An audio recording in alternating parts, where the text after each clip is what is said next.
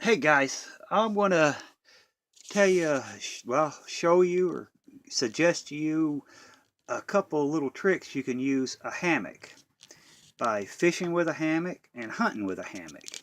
Um, First off, you want I got one of these. I think I paid $8.99 for it. You want um, a net hammock. You don't want one of those real expensive ones. It's just, it's solid. It's like a tent hammock. You want a net hammock. This right here, I have to raise this up here to show you guys. But you can stick it in the water, put a stick right here, put another stick right there, and stand it up in the water like this, and it turns into a gill net. And this end right here, you can tie a cinder block to or something like that to, because it's going to be in the water to keep it weighted down. Then you take your other end here and you tie it off to a tree or something. That way it don't get swept away. But you can actually use that for a gill net to get, fish into it. Um, Now you can use this as a hunting blind as well. Wrap it around trees, stick some foliage in it, and it kind of, it helps you for your hunting. You're kind of staying out of sight. I myself would never, ever in a million years, for a million damn dollars, sleep in a hammock out in the woods.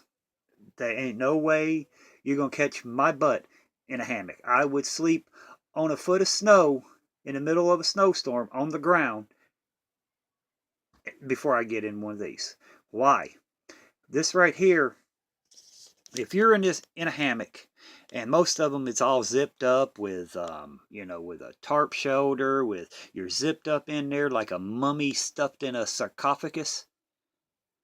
If a bear comes up to you, a mountain lion, a wolf, a coyote, anything, you're going to be a human burrito for them. They're going to snack on your ass, and there ain't nothing you can do about it but sit there, yell, scream, and die. Another example, if you're all snuggled up into your hammock and somebody walks up into your camp and nobody noticed that person in there, they sneak up there, they can slit your throat, they can stab you, they can beat you to death with a stick, they can shoot you before you have a chance to get out of a hammock. A hammock to me is a death trap, especially in a shit hit the fan situation. You're wanting to be A or B. A human burrito for animals, or B, a human pinata for other humans to beat on. So, I mean, if it's your guy, if you like hammocks, that's you guys. That ain't me. I know there ain't no way I would ever sleep in a hammock. Um, but like I said, you can use a hammock to make a gill net for fishing. You can make a hammock for use a hammock for hunting, for a hunting blind. And also, if you have a hammock and in your camp, if you want to keep your gear off the ground, you can string your hammock and use it as a shelf to store your gear on. It's easy to grab. Um, but this is like long term. If you rip it, you can always, it's thick nylon, so you can always retie it. Now, I got this in today, well, the other day, from wish.com. Trying to get up here. It's about 3 feet by 6 feet. This is basically, it's a throwaway gill net. You can see how um, thin it is. You string this across in a little pond or in a calm part of a lake or a river or a creek. It's got it's tied down there because this is a pain in the butt. It's got little weights here and little floaters here. I paid $2 and $1 shipping. No, I paid $2 for it and $2 shipping. And this is, you know, paid $4 for it. And this is just a little gill net you set, and this is a throwaway. Once you set it and you use it, you know, I would keep it out as long as you could, because this, when you get a fish in there, you got to rip them out and it just rips your gill net. Like I said, it's a throwaway gill net. You know, set it out, get as much, when you're going to use this, get as much fish as possible until it's shredded.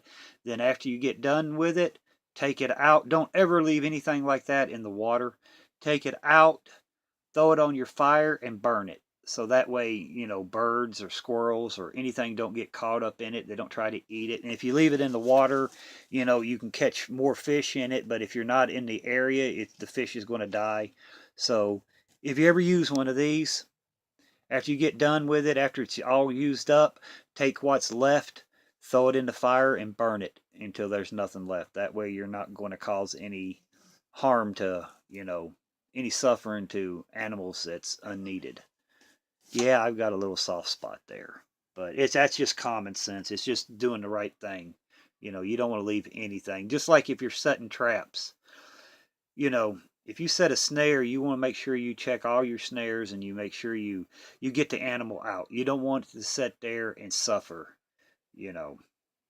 But I hope these two ideals right here helps you out. I don't know if you guys ever thought about using a hammock as a gill net or as a hunting blind, you know. But if it was a little warmer, I'd show you how to set it up.